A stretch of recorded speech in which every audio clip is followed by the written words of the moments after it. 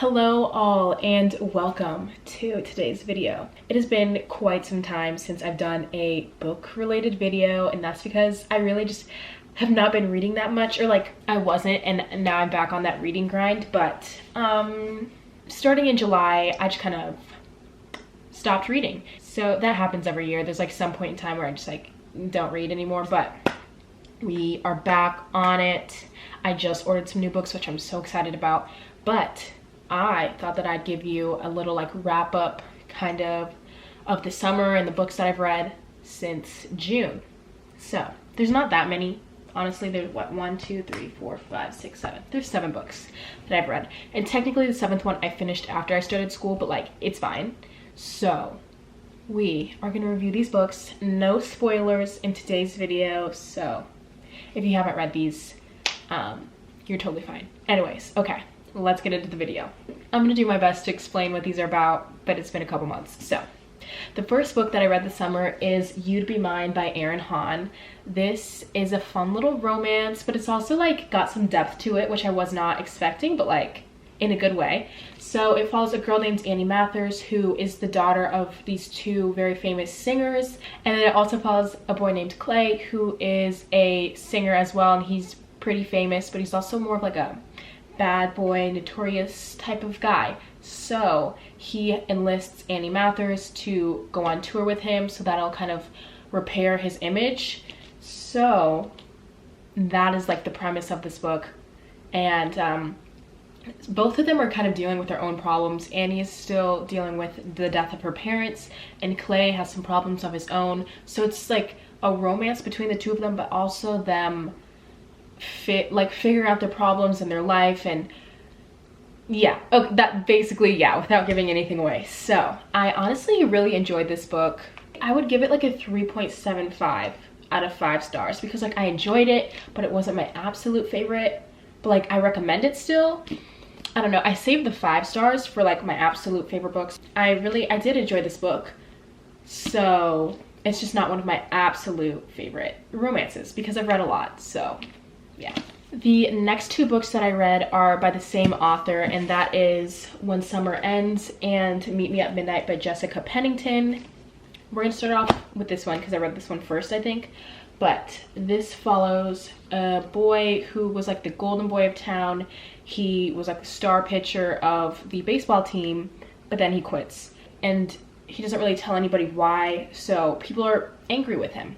And then there's the girl who is very straight-laced, organized. She has this summer internship already, but then that kind of falls apart. So whatever their names are. Aiden, the boy, so the boy Aiden and the girl Olivia end up working at the same summer job, and they start kindling a friendship which turns into like a romance. But it's about them and their relationship, but then also figuring out their lives and like, and I mean, I feel like that's the premise of every single book I ever read, but it's fine. I gave this a 4 out of 5. Honestly, I gave this a 4 out of 5 stars, but the more I think about it, I would want to say a 3.75. I enjoyed You'd Be Mine more than I enjoyed this one. So maybe even 3.5. Oh, which I hate to say, but like, it was okay. Like, it was okay. I don't think it was a bad book. I don't think this was like a horrible book. It just wasn't anything special or like there's nothing I particularly loved about it. So, I mean, it's still a decent book, but out of the amount of romances that I've read, not my absolute favorite. Now we get to Meet Me at Midnight. I had such high hopes for this one because I loved the setting and like the premise. So, but it kind of let me down, but I'll tell you why in a minute. So this follows these 2 characters, Sydney and Asher, and they are little like, it's an enemies to lovers. So they go to the same beach house every summer and they pull pranks on each other, but one of their pranks goes too far and they're kicked out of their summer house. So to retaliate at the landlord, they decide to come up with this big prank to get back at their landlord for kicking them out. Anyways, so it's a little enemies to lover romance, and the reason that I did not like this is because I feel like it dragged out too long in the end. Like, I was ready for this to wrap up. And I think that like the tension was just, it's not even that it was like slow burn, it's just that I was getting very annoyed with the characters by the end. So I gave this like a 3 out of 5 stars. Not to say, like, I loved the first half, and then the second half just was kind of a disappointment. So a 3 out of 5 stars. Still a pretty good book. I would still recommend it. That was just, these are my opinions on the book. I know that other people have loved it. So next up is Love and Luck by Jenna Evans Welch. This is the second book in a companion, I believe, series. I read the first book a long time ago and I really don't remember that much from it, but I read this and I absolutely loved it. Like, I think I went into it with no expectations, so I very much was surprised. I picked this up because I said I read the first one, and then there's a third one coming out in November, I believe, called Love and Olives, that takes place in Greece, which is so exciting because I love Greece. So I was like, I might as well pick this one up, read the whole series. So the first one takes place in Italy, France, Italy, I believe. Tuscany is in Italy, right? I think it's in Tuscany, although I might be making that up. But this one takes place in Ireland, and it follows a girl named Addie who goes to Ireland for her aunt's destination wedding. Something happened before they left for the wedding where Addie and her brother are just not on good terms, and they are typically very close. So this follows the two of them basically on this like road trip across to Ireland, and there's a little bit of a love interest, but honestly there was not as much romance as I thought there would be. It was more mending her relationship with her brother. But this book was such a good time, so fun, and just like, I don't know, I really enjoyed it, and I was not expecting to enjoy it as much as I did. What did I give it on Goodreads? Honestly, I don't remember. Oh, if you want to follow me on Goodreads, I feel like I update my reading more often there than on my YouTube channel. I gave this a 4.5 out of 5 stars. Very much enjoyed this, and I would recommend this. Moving on to Anna K by Jenny Lee. I love this one. This is just like a fun, good time. This follows a girl named Anna, and this is, I believe, a retelling of Anna Karenina, which I've never read. So the fact, like, I knew nothing about Anna Karenina, so the ending of this book, like, I was just not expecting. But okay, let's backtrack, explain this. So it follows a girl named Anna, and basically just like all of her friends and like siblings of friends, and basically kind of like a Gossip Girl situation. It's like Gossip Girl and Crazy Rich Asians in one book. So the main character is obviously Anna, which I feel like I've said about 400 times, but she has this perfect boyfriend. Everybody in town loves him, and he's just a great guy. But she's feeling very like safe in this relationship and almost like kind of boring. But then she meets Count Vronsky, which is like the bad boy type, and he starts falling for Anna, and she kind of starts having feelings for him, and she's just craving this adventure. And so it's about her trying to decide like who she wants to be with and what's right for her.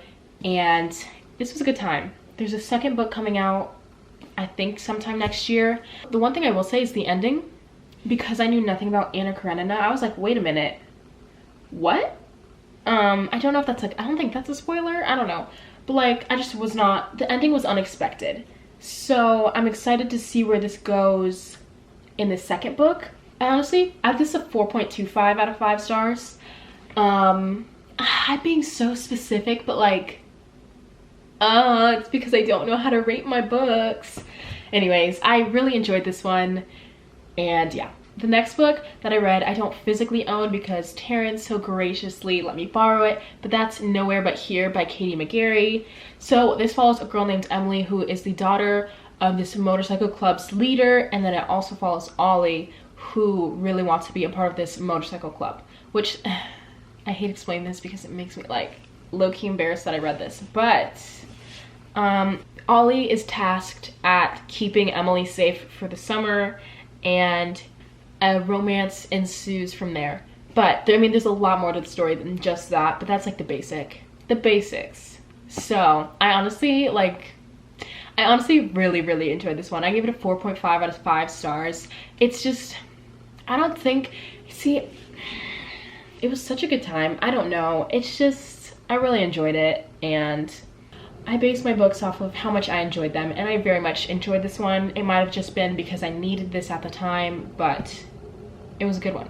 The last two books that I read this summer are two books from the Infernal Devices series. We have Clockwork Angel and Clockwork Prince by Cassandra Clare. I picked these up because I read the Mortal Instruments series like 2 summers ago, which is a longer series of hers, which I absolutely loved. And everybody's saying how much they loved these, and these were a good time. Now, people say that they love these ones more than the Mortal Instruments, and I will say I think I love the Mortal Instruments more, but the third book really, like, the third book I didn't finish during the summer. I finished it during school year, but the third book really brought them a lot closer, the Infernal Devices and the Mortal Instruments series, to like on my scale of which one I like more. The third one, absolute favorite book out of the series. I was sobbing in my bed at 1 a.m. when I finished it. But okay, let's explain. So this book is about Tessa Gray, who goes to London to live with her brother, but then she is kidnapped by the Dark Sisters, who say that she has this power that she didn't know about. Basically, she's a shapeshifter, which is very rare in the Shadowhunter world. So the Dark Sisters take her so that they can teach her how to use her powers and then hand her off to the Magister, who wants her for some mysterious reason. And while Tessa is in the hands of the Dark Sisters, these two Shadowhunters, James and Will, rescue her, and I love James and Will. There's quite a, what is it? Romantic triangle? Is that what it's called? A romantic triangle, I think. Am I stupid or am I stupid? Because the word I was looking for was love triangle, but I just could not think of it. So. In this series, throughout the series, but I love Jem and Will both with my whole heart. Yes, so very much enjoyed these books. I'd give these both 4.25 out of 5 stars. I feel bad saying that because I gave Nowhere But Here 4.5 out of 5 stars. My rating scale is whack. Yeah. The reason I feel like I didn't love these as much as the Mortal Instruments is because I'm not a huge historical setting fan. And I knew this going into that, but I was hoping that this would change my mind, which, I mean, I still very much enjoyed these books. Some of my favorite that I read this summer, but that did play a factor. Also the fact that I just like was not in the reading mood when I read these, but these kind of helped. So yes. So anyways, those are my thoughts on all the books that I read this summer. I hope you guys enjoyed the video.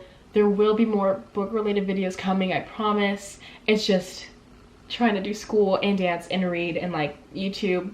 We're figuring it out. We are. College apps as well are the death of me. I have no idea what to write my college essay on, so that's very fun.